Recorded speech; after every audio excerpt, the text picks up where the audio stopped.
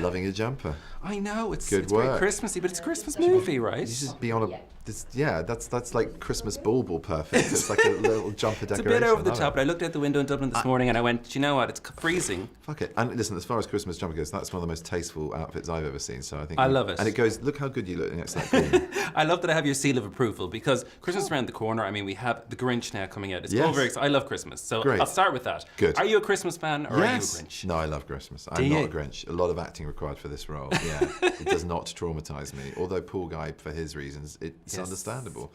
Yes. Never having a family to celebrate it with and just seeing everyone else's joy and being excluded from all of that is horrendous. And one of the things we have to remember at Christmas is there aren't people as fortunate as us who are able to enjoy it. So bring those people in with love and forgiveness and understanding, and it could be good for them as well. 100%. Yeah. And this is an animated version, obviously, which we haven't had for a while. Do you like the animation thing, like going into a booth? Like, I always think it would be really tough on your own. You're removed from other actors. I assume it's the same in this process. Yeah, no, it is completely that. And it's weird that it's spread over such a long period, about a year and nearly 2 years. Let's boast about it. Nearly 2 years. yeah. And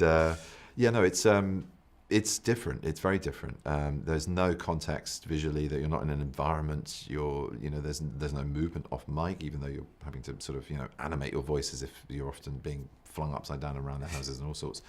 So, but yeah, the biggest thing is not having other actors there. That's very bizarre. He spends a lot of time in isolation, so I kind of got off easy with this one. I mean, he's with Max, but I can pretend a Max. Yeah. But pretending a Keenan or an Angela Lansbury, those things are slightly harder. And how do you decide on like a voice and an accent for a character like this? Because he's likable, but do you know what I mean? You don't like him. He's a mix.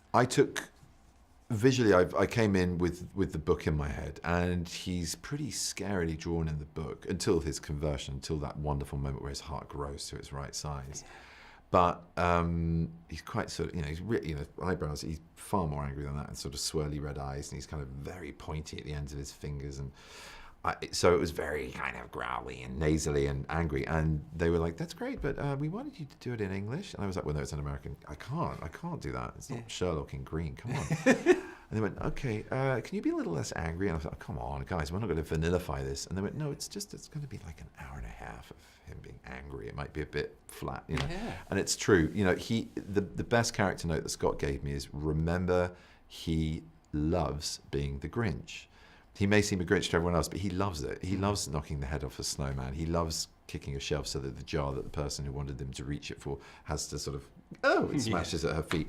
He gets a kick out of that. And I think we do as an audience, to be honest. It's a nice vicarious thrill. Cindy Lou in this, I mean, it's all about inclusiveness. You mentioned it at the top. Do you know what I mean? That's leaving people out at Christmas, obviously bring everybody in. And then I see, is this true online that you came to save a guy on the street, a Deliveroo?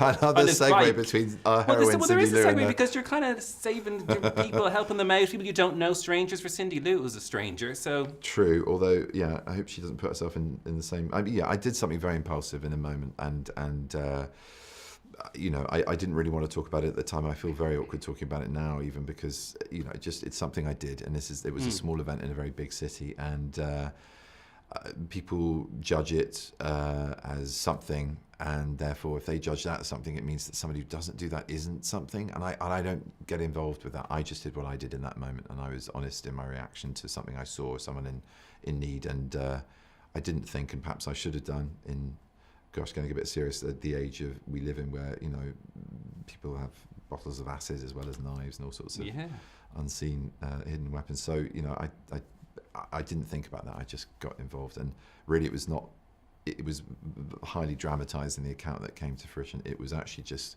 me trying to stop things and draw a group of witnesses through the cars that were passing to just stop, not drive past it, so that it was witnessed and maybe calm down.